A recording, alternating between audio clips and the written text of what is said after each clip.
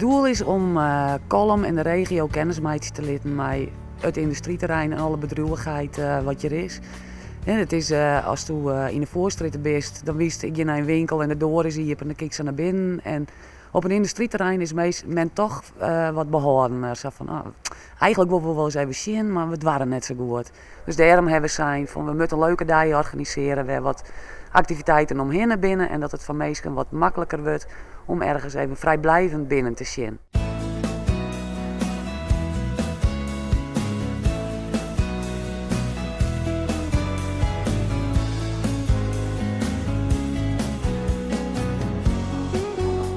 Ze zijn de hele week druk dwanden geweest om sowieso alles mooi netjes te maken, mooie opstellingjes maken van dingen die ze maken of maken. Daarnaast binnen wat demonstraties met een houtversnipperaar. Johan Ras, mijn mobiel poetsbedrijf, die had het turtelwax, de kist in auto wasje, lakschade herstellen. De Maartenruiters, de Manege, die een gigantisch programma van 11 tot 3 uur vanmiddag. Er is een springkussen bij Uterdijk.